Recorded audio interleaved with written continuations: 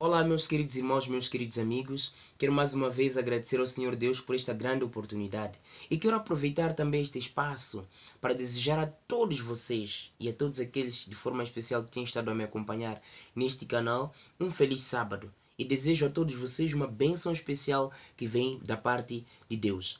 A última vez que eu me dirigi a vocês, eu trouxe a lição que falava sobre a segunda vinda de Jesus Cristo e hoje trago uma lição de extrema importância que fala sobre os sinais da segunda vinda de Jesus Cristo. Mas antes de falar desta lição, convido a você, querido amigo, para que possamos orar juntos. Vamos orar.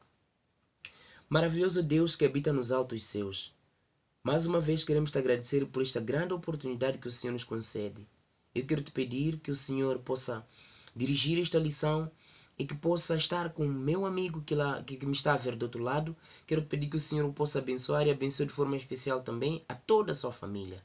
E permita com que esta mensagem que o Senhor preparou para nós possa surtir algum efeito no coração de cada um de nós. Abençoe-nos para todo sempre. Em nome de Jesus, amém.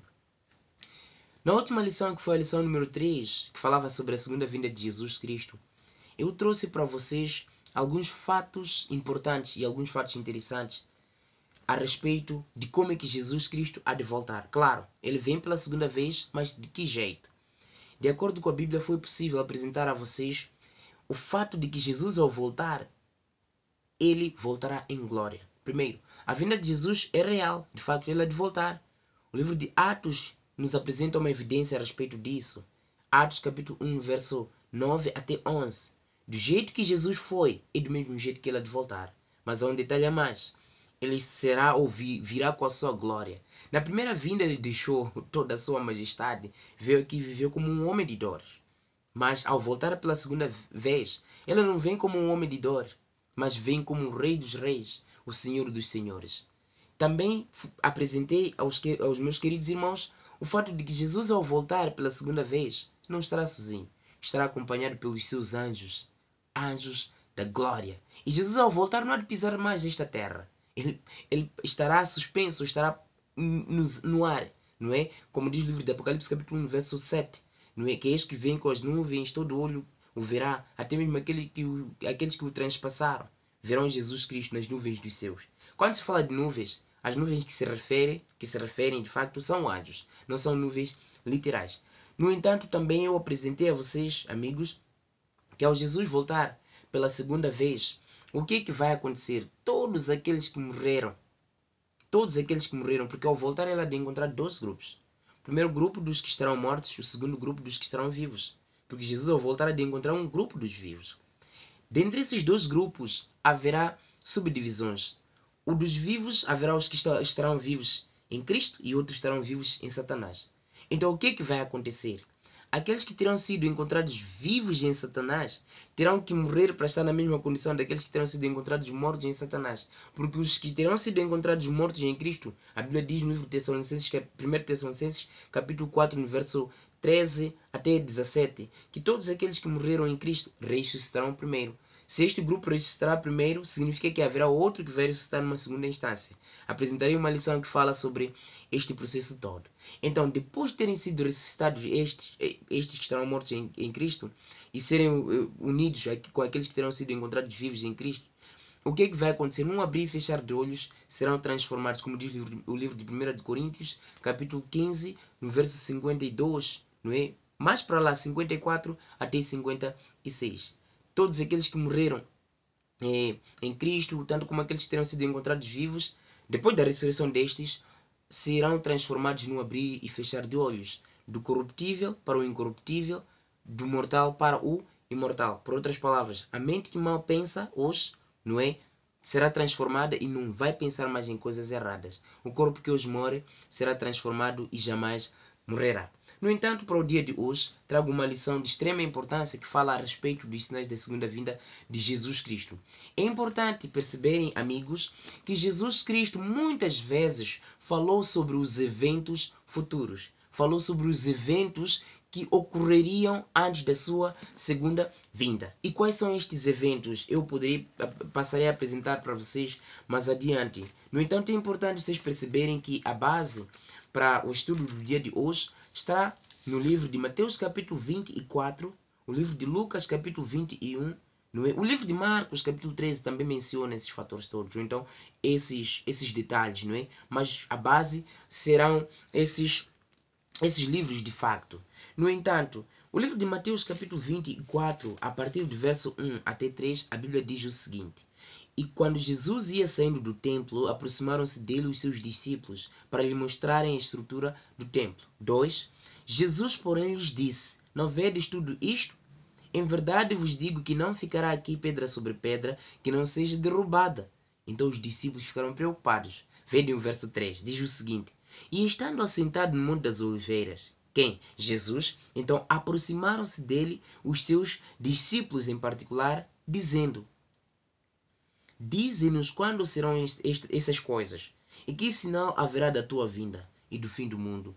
Os discípulos preocupados, não é? Poderia dizer aqui atônitos e preocupados, eles aproximaram-se de Jesus e fizeram estas 3 perguntas que nos encontramos no único verso.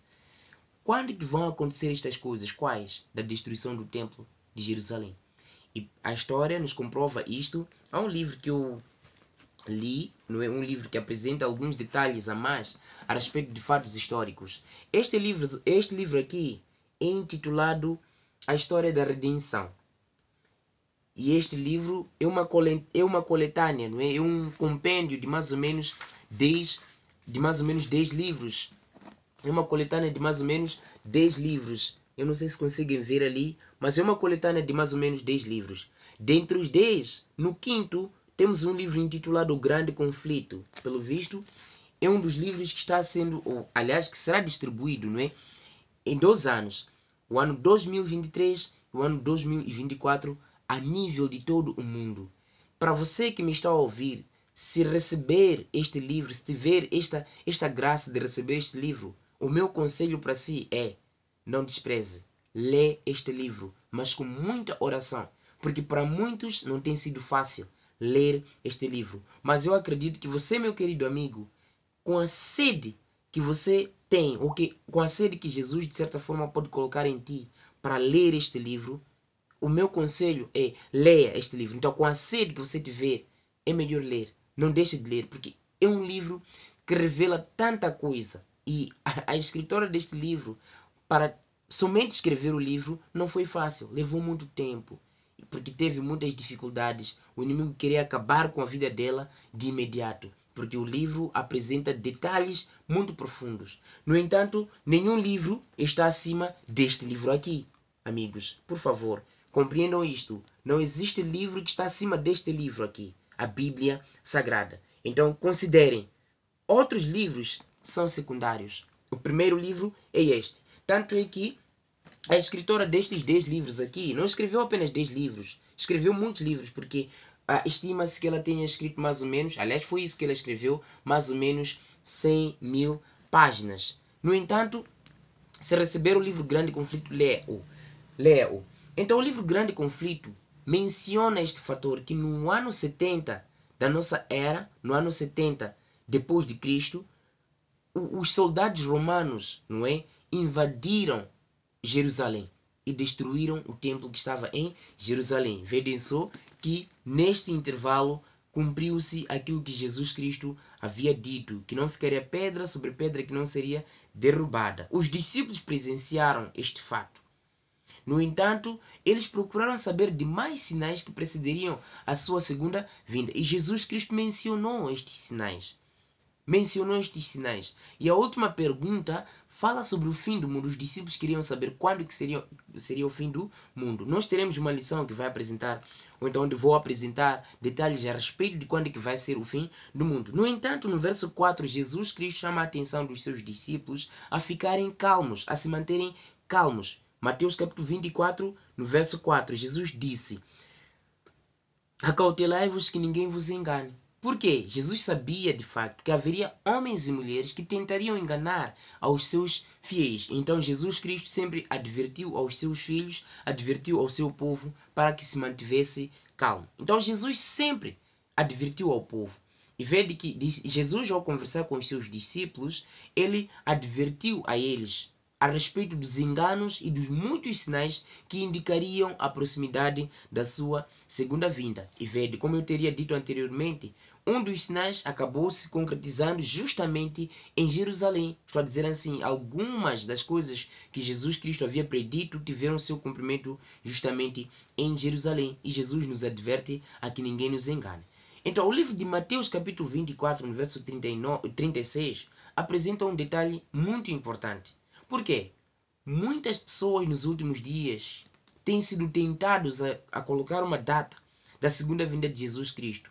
Amigos, não olhem para o que as pessoas dizem a respeito das datas. Porque a Bíblia no livro de Mateus capítulo 24, no verso 36 diz: mas a respeito daquele dia e hora ninguém sabe, nem os anjos dos céus, nem o Filho, senão o Pai. Não há quem conheça esta data além de Deus. Jesus claramente estava a dizer estas palavras, não é, na condição do humano, não que ele não conheça. Mas os anjos não têm esta informação de quando é que Jesus Cristo há de voltar. E se os anjos não têm esta informação, quem seria o homem ousado que teria esta informação além dos anjos? Porque os anjos foram criados um pouco mais superiores que os homens. Então somente Deus é que conhece a data da vinda de Cristo. Então todas as datas que andam publicadas ali, que os homens publicam na internet, todas elas são mentirosas. Isto, quando as pessoas prestarem atenção para a questão das datas que têm sido marcadas pelas pessoas e tal, isto vai criar o que nós chamamos de desapontamento. Então nós não devemos incorrer neste erro de seguir o que as pessoas dizem a respeito das datas. Há homens que dizem que têm sido mostrados por Deus, são inspirados por Deus, foram mostrados por Deus a respeito da data da vinda de Cristo. Amigos, isto é uma mentira. Mesmo que o homem estime em termos de um tempo um pouco longo, não podem acreditar porque a Bíblia não nos mostra isso. E eu acredito, não é, de forma particular, que Jesus Cristo jamais vai criar condições para até coincidir a data que Deus marcou lá para a vinda de Cristo, coincidir com o que o homem vai dizendo. Porque a Bíblia diz ninguém sabe. Ninguém sabe. Então podemos ficar mesmo nesta ideia. Então a Bíblia já nos mostra aqui um fato interessante de que nós precisamos prestar muita atenção. Então Cristo deixou de forma clara que seus fiéis seguidores deixou as coisas que os seus seguidores deveriam, na verdade, seguir. Deixou isto de forma clara para se manterem atentos. Então, quanto às pessoas que marcam datas, já temos aqui informações de que não devemos prestar atenção. E se as pessoas começarem a marcar datas, fiquem a saber, amigos, que também está a se cumprir um dos sinais. Então não permitam que os sinais se cumpram nas vossas vidas, mas que nós assistamos os sinais a se cumprirem a partir de outras formas. Ou então noutros meandros, não é? Ou noutras pessoas, possam assim dizer. Não que seja o desejo que isto aconteça na vida das outras pessoas, mas isto vai, na verdade, acontecer. Mateus capítulo 24, verso 32 e 33 diz o seguinte: aprendei, pois, a parábola da figueira. Quando já os seus ramos se renovam e as folhas brotam, sabeis que está próximo o verão. Assim também vós, quando virdes todas estas coisas, sabeis que está próximo as portas. Jesus faz aqui uma comparação, uma espécie de comparação, não é? Quando vocês verem que a figueira já está tendo ali os seus ramos se renovando e tal, vocês já sabem que já está próximo já o verão. Então, Cristo, com base nesta comparação, quer nos fazer perceber que, ao vermos todas essas coisas que vou mencionar mais adiante, e um pouco do que eu mencionei anteriormente, a acontecerem, fique a saber que ele está próximo às portas. E o livro de Lucas, capítulo 21, verso 28, já nos dá ali a grande esperança. Ora, ao começarem estas coisas a sucederem, neste caso, exultai e erguei a vossa cabeça, porque a vossa redenção se aproxima. Então Jesus está a dizer que estas coisas, quando começarem a acontecer, olhem para cima, exultai, porque vocês já sabem que Jesus Cristo está prestes a voltar. Então a nossa redenção, que vem da parte de Cristo, ela se aproxima. Então quais são esses sinais que Jesus Cristo nos apresenta e que precedem a sua segunda vinda? O livro de Mateus capítulo 24, no verso 29, diz assim: logo em seguida a tribulação daqueles dias, o sol se escurecerá, a lua não dará a sua claridade, ou a sua luz neste caso, as estrelas cairão do firmamento e os poderes dos céus serão abalados. E é importante saberem, amigos, que no passado, homens e mulheres, em suma, milhões de pessoas, incluindo crianças e velhos, morreram como mártires por amor à verdade. E atenção, isto vai se repetir. Mas não é para assustar a vocês. É para que vocês simplesmente saibam, não é? E nesta altura que isto vai se repetir, não estaremos sozinhos. Jesus lutará por nós. Como diz o livro de Daniel, capítulo 12, no verso 1. Jesus Cristo lutará por nós. Então, quanto à questão do escurecimento do sol, a lua, não dará sua claridade, isto aconteceu no dia 19 de maio de 1780. O sol deixou de dar a sua luz, e a lua ficou em sangue, ficou ensanguentada, por toda aquela noite. E isto não foi um eclipse, porque eclipse é a união, para os que estudam astrologia, e eu acredito que vão concordar comigo. Eclipse é este cruzamento que acontece entre o Sol e a Lua, e depois cria ali o que chamamos de escuridão. Isso é o que chamaríamos de eclipse, mas já acontece por algum tempinho. Enquanto isto que aconteceu, e como a Bíblia menciona aqui, não foi um eclipse, foi na verdade aquilo que a Bíblia nos mostra aqui, de forma evidente. E também a Bíblia diz que as estrelas cairiam do firmamento. E no dia 13 de novembro de 1833, um pouco antes do grande desapontamento que ocorreu em 1844, durante 6 horas, sem parar, ocorreu uma gigantesca e inexplicável queda de meteoritos. Quando se fala da queda das estrelas, não significa que são estrelas literais, não é? É apenas uma espécie de comparação, até que não seria comparação taxativa, mas é uma forma, exatamente essa palavra que eu precisava, é uma forma que a Bíblia toma, não é? Simplesmente para falar desta queda de meteoritos. Por quê? Alguém pode se perguntar, não é? É que as estrelas têm um tamanho maior que o próprio planeta, que o nosso próprio planeta. Então não seria possível que as estrelas pudessem cair, não é? Todas elas, não é? Sabendo que elas são maiores que o nosso próprio planeta. Então é importante prestarem atenção para este aspecto. E os astrólogos também atestam isso. Então, foi por causa desses dois eventos, então a partir dali que se marca o início do fim do tempo. No entanto, começando a mencionar os sinais, é importante perceberem que há um dos sinais que Jesus Cristo mencionou e que este seria um marco para o fim do tempo. E este sinal nós encontramos no livro de Mateus capítulo 24, no verso 14, que diz o seguinte: E este evangelho do reino será pregado em todo o mundo, em testemunho a todas as nações. Daí virá o fim. É o que a Bíblia diz. O que vai fazer com que venha o fim é a pregação do evangelho. Se prestar atenção, amigos, não houve um tempo que se pregou mais o evangelho que o tempo que estamos a viver. Hoje em dia, o evangelho é pregado por meio das plataformas digitais que se encontram disponíveis, como YouTube, Facebook, Instagram, WhatsApp e todas as outras plataformas digitais. A mensagem está a alcançar a todas as pessoas. Muito além de se pregar por meio desse sistema digital, também há pessoas físicas que têm estado a pregar este evangelho, que têm tido contato físico, que eu queria na verdade dizer, o contato físico. Neste momento que estamos a falar, está a acontecer a nível de todo o mundo a propagação do evangelho em centros estratégicos para que as pessoas conheçam esta mensagem. Então, a Bíblia diz que o que vai marcar, o que vai indicar que, na verdade, o fim está próximo é a pregação do evangelho. E neste momento que estamos a fazer, também é a pregação do evangelho. E a Bíblia continua dizendo o seguinte: que nos últimos tempos, um dos sinais também seria o aumento da iniquidade. E por causa deste aumento da iniquidade, o amor de muitas pessoas vai se esfriando. O livro de Mateus capítulo 24, no verso 12 diz isso. E por se multiplicar a iniquidade, o amor de muitos esfriará, o amor de muitos se esfriará. Outras versões dizem o amor de quase todos se esfriará. Então, amigos, quando a Bíblia fala da iniquidade, não é? Iniquidade, de acordo com o livro de 1 de João, capítulo 3, no verso 4, é pecado. Por se multiplicar o pecado, por outras palavras, o amor de muitos vai se esfriar. Por causa do pecado, as pessoas têm se tornado violentas. Por causa do pecado, as pessoas têm se tornado insensíveis. As pessoas não sentem quando a outra pessoa sofre. As pessoas não estão interessadas pelas outras. A coisa mais importante que elas mais se interessam é saber simplesmente de si. Mencionaremos um texto que fala disto. Por amor ao dinheiro as pessoas se matam. As pessoas preferem tirar vidas dos seus filhos, preferem tirar muita coisa das outras pessoas só para poder acomodar os seus desejos frenéticos.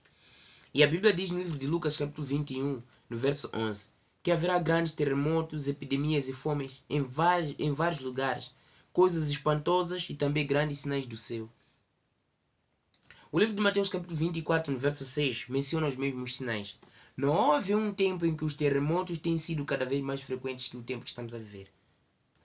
Falando assim, nós sabemos perfeitamente que há 2 meses ocorreu entre Turquia e Síria um grande tremor de terra que matou milhares de pessoas. A Bíblia já havia predito isto. E atualmente tem sido frequente a ocorrência de tremores de terra. A Bíblia também menciona a questão da epidemia. Não houve um tempo em que as doenças têm se proliferado, não é? Aqui, este tempo aqui. Doenças como sífilis, HIV, não é? Doenças como coronavírus, muitas doenças, elas têm surgido e têm aumentado a cada dia. As pestilências têm aumentado de forma muito assustadora. Então Jesus disse, ao verem estas coisas acontecerem, fiquem a saber que eu já estou prestes. A Bíblia menciona o fato de haver fome. Eu hei de falar uma coisa que pode vir a vos assustar. A cada minuto, 3 crianças morrem por causa da fome. Este é um dado estatístico antepado, estou a dizer, de alguns anos. Não é? Mas imaginem atualmente, imaginem nos dias que estamos a viver. Estão a ver? Pessoas têm morrido por causa da fome. Há angústia entre as nações. O livro de Lucas, capítulo 21, no verso 25, menciona isto. 25 e 26. Haverá homens que desmaiarão de terror e pela expectativa das coisas que sobrevirão ao mundo, pois os poderes dos seus serão abalados. A Bíblia menciona que haveria homens que morreriam de medo por causa das coisas que têm estado a acontecer. Na verdade, o medo é uma das coisas que Satanás muito utiliza para poder atacar aos homens. Como diz o livro Como Lidar com as Emoções. Diz que Satanás utiliza muito o medo para poder atacar as pessoas. Então, todas essas coisas Cristo falou que ocorreriam. A Bíblia também fala de guerras, não é? A Bíblia diz que ouvireis falar de guerras e rumores de guerras, não é? O livro de Mateus, capítulo 24, no verso 6. A Bíblia diz que não precisamos de nos assustar, mas é importante sabermos que este é o princípio das dores. Assim que estamos a falar, sabemos que ocorreram ou houve no passado 2 grandes guerras. A Primeira Guerra Mundial, depois houve a Segunda Guerra Mundial, que matou milhares de pessoas. E neste momento que estamos a falar, está a acontecer entre Rússia e Ucrânia uma guerra que não tem precedentes. Além de Rússia e Ucrânia, há homens que estão a preparar, não é? Mísseis, que estão a preparar armamento para poder se atacar. Nós não sabemos o que está pela frente. Mas louvado seja Deus, pelo menos Jesus já nos advertiu a respeito do que há de vir a acontecer. Guerras após guerra, não é? Guerras por trás de guerras, não é? Têm estado a acontecer pelo mundo. Neste momento que estou a falar, há uma região em Moçambique chamada Cabo Delgado em que os familiares, as pessoas não dormem nas suas casas. Estão a correr de um lado para o outro por causa das guerras que estão a acontecer lá. Por causa dos insurgentes. Há pessoas que têm estado a matar, a tirar vidas das outras pessoas. Cristo disse tudo isto vai, na verdade, acontecer. Não havia necessidade de nos assustar, porque Cristo já havia dito. E as pessoas inventam todas estas coisas por amor ao dinheiro. Porque quando há guerra, há um grupo que ganha e há outro grupo que perde. Quando há guerra, os que são da elite, aqueles que estão em nível elevado, sabe, eu gostaria que os militares, os soldados, prestassem atenção para isto. Se eles soubessem que essas guerras todas têm sido planificadas entre os 2 grupos, porque os principais líderes desses grupos que promovem essas guerras não lutam entre eles. Mas quem luta são aqueles que estão embaixo. São aqueles que são de nível baixo e matam-se entre si. Tem havido manifestações em vários lugares onde homens e mulheres morrem por causa de certas ideologias que as pessoas promovem, não é? E que têm sido injetadas pelos seus líderes, e que esses líderes, entre eles, os dois, se conhecem, são amigos lá onde se encontram. Mas quem sofre é aquele que está embaixo. Por falta de reflexão, uma análise prévia, as pessoas acabam lutando, odeiam-se entre irmãos, matam-se entre familiares, por causa de pertencer a grupos diferentes, sem saber que aqueles promotores disso, esses tais promotores dessas guerras, dessas manifestações todas, eles nem estão aí. Enquanto o povo morre, as pessoas enriquecem por conta disso. Quando há guerra, as infraestruturas se destroem. Quando há guerra, as pessoas morrem. Quando há guerra, há pobreza extrema. Então, o meu conselho a todos aqueles que participam destas coisas, deveriam prestar atenção. E eles fazem isso por amor ao dinheiro, porque eles fazem isso para acumular grandes riquezas e lutas trabalhistas que eles fazem no final das contas. Porque o livro de Tiago diz o seguinte: tesouros acumulastes, eis que o salário dos trabalhadores que ceifaram os vossos campos e que por vós foi retido com fraude, está clamando. E os clamores dos ceifeiros penetram até os ouvidos do Senhor dos Exércitos. A vinda do Senhor está próxima. Fazem isto de forma injusta e pessoas morrem. A Bíblia também mencionou o fato de que nos últimos dias viriam homens e mulheres que zombariam da vinda de Cristo. O livro de 2 de Pedro, capítulo 3, no verso 3 até 4, diz o seguinte: nos últimos dias virão os escarnecedores dizendo: onde está a promessa de sua vinda? Porque desde que os pais dormiram, todas estas coisas permanecem como desde o princípio da criação. Continuam do mesmo jeito. Mas isto é verdade, amigos? Que as coisas permanecem do mesmo jeito como no princípio? Por que os nossos avós nos últimos dias têm dito: não, sabe o que está a acontecer hoje? Não era assim como acontecia no tempo passado. Nos nossos tempos, não era assim como dizem, não é? Os mais velhos. Atualmente as coisas estão completamente desfeitas. O comportamento imoral tem se desenvolvido no seio das pessoas. Pessoas que têm, de forma demasiada, e têm estado interessadas em si mesmas e em seus prazeres mundanos. Não estão interessadas em buscar a Deus. O livro de Mateus capítulo 24, no verso 37 e 39 diz assim: pois, assim como foi nos dias de Noé, também será a vinda do Filho do Homem. Nos dias de Noé, o que faziam? Havia muita maldade, homens se multiplicavam, o pecado, não é, dos homens se multiplicava cada vez mais na terra, e o comportamento do homem se tornava cada vez mais mau. Havia muita violência naquele tempo de Noé. Desculpa. Havia muita violência. Homens se matavam, homens se violentavam. Não só como no tempo de Noé, mas também como no tempo de Ló. O que havia em demasia no tempo de Ló? Havia o que chamamos de imoralidade sexual. Não é? Havia promiscuidade, onde homens casavam entre si. Homem e homem, não é? Casavam entre homens. Mulheres casavam também entre mulheres. E é isto que nós estamos a ver atualmente. Hoje você falar de ideologia de gênero é um problema.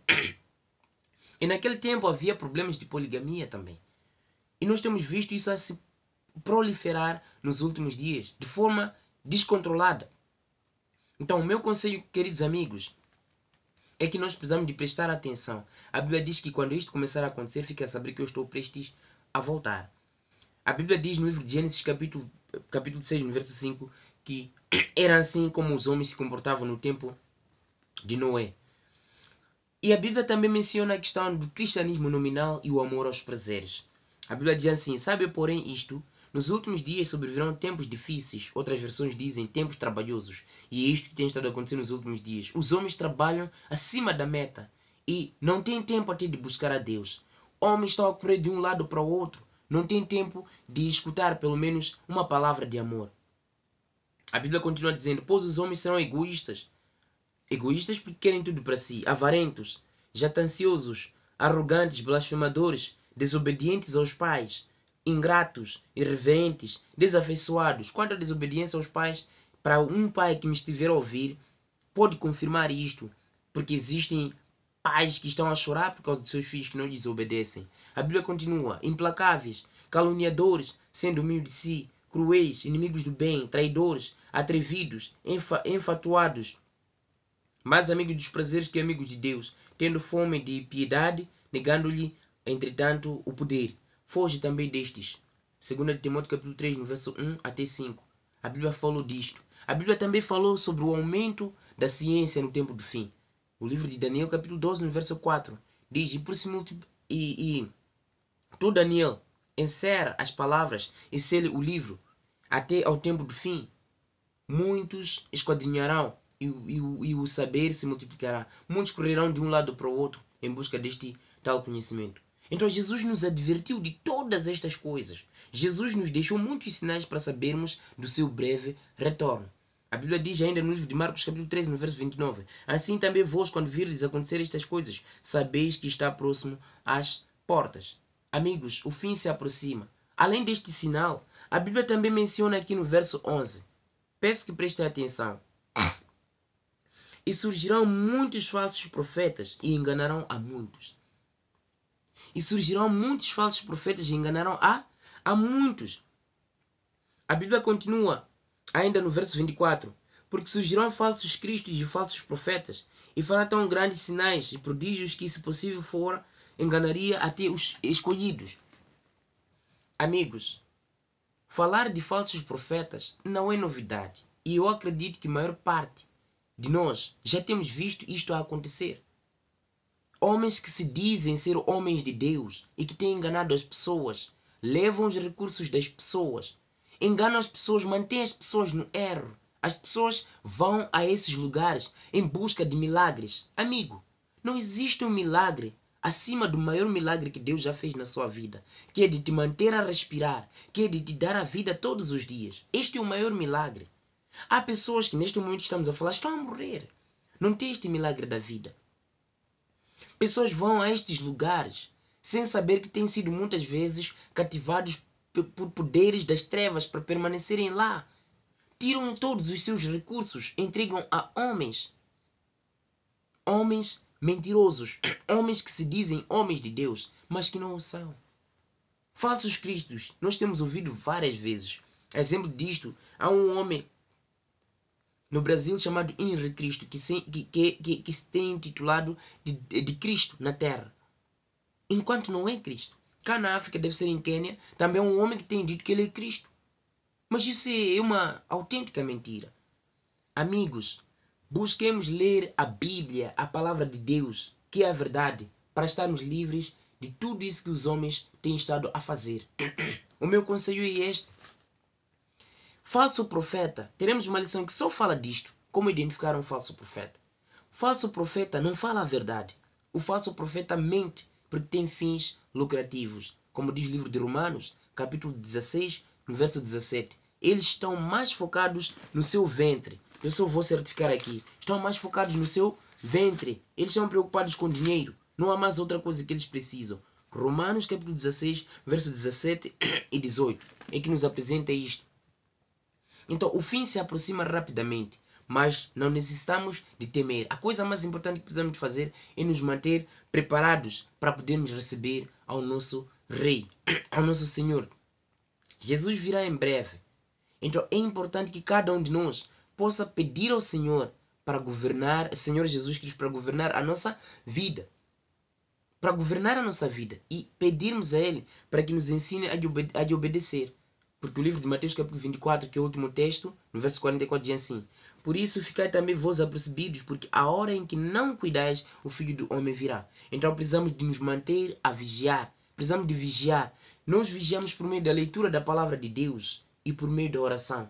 É apenas desta maneira que nós podemos vigiar. Para estarmos distantes ou para não sermos enganados, precisamos de vigiar. Não importa apenas ter este livro em casa sem lê-lo. Homens e mulheres têm sido enganados porque não leem a Bíblia, não conhecem a palavra de Deus, não sabem o que está escrito aqui. Apenas têm um livro em casa, mas não sabem o que lá está escrito.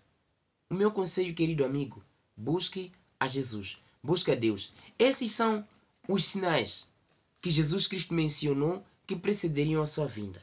E nós temos visto todos esses sinais já acontecerem nos últimos dias. Homens lutam por questões de poder, correm de um lado para o outro, outros até dormem em lugares obscuros para poderem ter alguma posição de influência.